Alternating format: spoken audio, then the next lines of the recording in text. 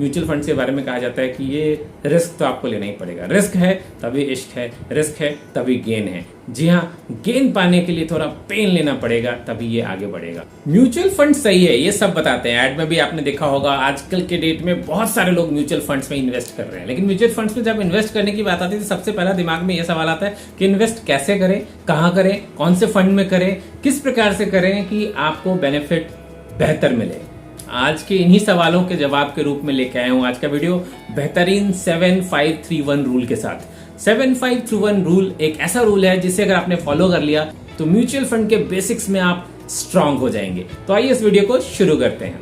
देखिए, सबसे पहली बात तो ये है कि अगर म्यूचुअल फंड्स लेना ही है, अगर म्यूचुअल फंड्स में इन्वेस्ट करना ही है, तो सबसे पहले तो आपको तय करना पड़ेगा कि आप म्यूचुअल फंड्स में इन्वेस्ट करके करना क्या चाहते हैं, यानी गोल सेटिंग करनी पड़ेगी। गोल सेटिंग का मतलब ये है कि आप लॉन्ग टर्म के लिए करना चाहते हैं या शॉर्ट टर्म के लिए करना चाहते हैं। अगर आप शॉर्ट टर्म के लिए कोई गोल बना रहे हैं, 2 साल के लिए, 1 साल के लिए, 3 साल के लिए, तो बेहतरीन ये है कि आप म्यूचुअल फंड्स में ना जाएं, आप नॉर्मल एफडीज में जाएं या नॉर्मल एसआईपीज में जाएं, रिकरिंग डिपॉजिट में जाएं, वहां आपको गारंटीड रिटर्न्स मिलेंगे। जी हाँ, म्यूचुअल फंड्स उन लोगों के लिए अच्छा है जो लॉन्ग टर्म के लिए गोल सेटिंग करते हैं, यानी कि कम से कम आपको 7 से 10 साल की टारगेट लेनी चाहिए। इसीलिए पहला रूल है 7 का, कम से कम 7 साल का टारगेट लीजिए। 7 इयर्स का टारगेट लेंगे। अभी तक के हिस्टोरिकल अगर जर्नी की बात करें, 7 से 10 साल में म्यूचुअल फंड्स आपको अच्छा खासा रिटर्न बना के देता है। ये 12 से 15% तक का रिटर्न बना सकता है। एवरेज रिटर्न तो यूजुअली 12% तक का होता ही है। तो कभी भी हड़बड़ी न मचाएं और लंबे समय के लिए जाएं, 7 वर्ष कम से कम। दूसरा रूल है 5 का। 5 यानी कि कम से कम 5 डिफरेंट तरीके के म्यूचुअल फंड्स में इन्वेस्टमेंट की प्लानिंग करें। 5 डिफरेंट तरीके का मतलब क्या है? डिफरेंट सेक्टर्स के, जैसे ये सेक्टरल फंड्स हो सकते हैं, ये वैल्यू फंड्स हो सकते हैं, health care particular industry related funds हो सकते हैं, किसी आप टेक्नोलॉजी फंड्स में आप इन्वेस्ट कर सकते हैं। अगर आप चाहें तो गोल्ड इक्विटीज में इन्वेस्ट कर सकते हैं, और अगर आप चाहें तो स्पेसिफिक टू टॉप प्रायोरिटी वाले फंड्स में इन्वेस्ट कर सकते हैं, जैसे कि निफ्टी 50 या RS100। जी हाँ, अगर आप इन खास अलग अलग डाइवर्सिफाइड पोर्टफोलियो में पैसे इन्वेस्ट करते हैं, इसमें भी लार्ज कैप का ध्यान रखें, स्मॉल कैप का ध्यान रखें, मिड कैप का ध्यान रखें, इस तरीके से डाइवर्सिफाई करते हैं अगर अपने मनी को, तो ये बात तो तय है कि आपका पैसा एक जगह नहीं होगा और बैलेंस आउट होके हमेशा ही बेहतर रिटर्न देगा। इसी 5 के अंदर आता है डिफरेंट बैंक्स, यानी कि हर एक फंड के लिए अलग अलग टाइप के पोर्टफोलियो का इस्तेमाल करें।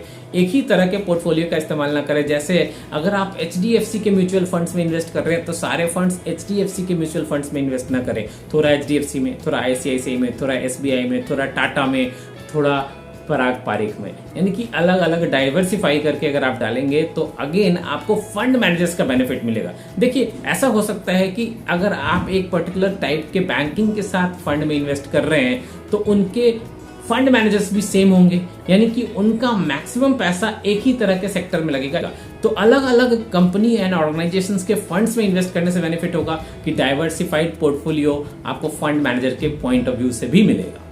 अब बात करते हैं रूल नंबर 3 की, यानी 7-5 के बाद 3।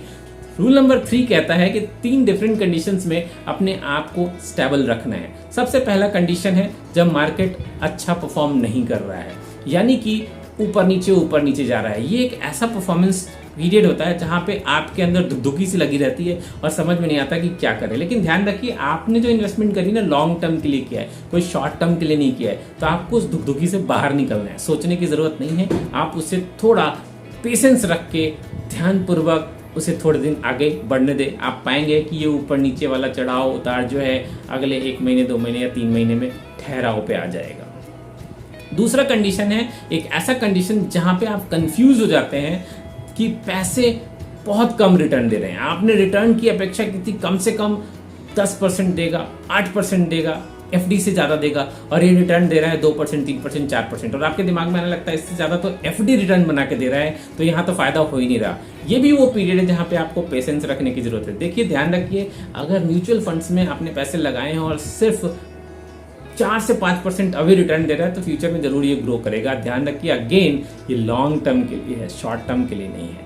And the third condition is the panic condition, जहां पे आपको नेगेटिव रिटर्न्स मिल रहे हैं। आपने पैसा लगाया 1 लाख रुपए, अभी बढ़ के वो 1,10,000 होना चाहिए तो घट के वो 95,000 हो गया है। ये तो सबसे ज़्यादा पैनिक कंडीशन होता है और यहाँ पे लोग घबरा जाते हैं। यहाँ पे थोड़ी रिस्क आपको एपेटाइट स्ट्रांग रखनी पड़ती है। कहाँ तक रखनी है? ऑफकोर्स इसके लिए फाइनेंशियल एडवाइजर्स को आपको जरूर सपोर्ट लेना पड़ेगा, किस हद तक आप अपने आप को स्टेबल रख सकते हैं। But at the same time mutual fund के बारे में कहा जाता है कि ये रिस्क तो आपको लेना ही पड़ेगा। रिस्क है तभी इश्क है, रिस्क है तभी गेन है। जी हाँ, गेन पाने के लिए थोड़ा पेन लेना पड़ेगा तभी ये आगे बढ़ेगा। तो रूल नंबर 3 कंप्लीट होता है। अब रूल नंबर 1 की बात करते हैं। 7531, ये 1 क्या है? 1 है आपका ईयरली अपग्रेड। हर साल आपकी सैलरी में बढ़ोतरी होती है या फिर हर साल आपके बिजनेस में ग्रोथ होता है। तो हर साल ये भी तय करें मार्च अप्रैल में कि इस वर्ष आप कितना ज्यादा इन्वेस्ट करने वाले हैं। अपना पोर्टफोलियो बड़ा करते रहें।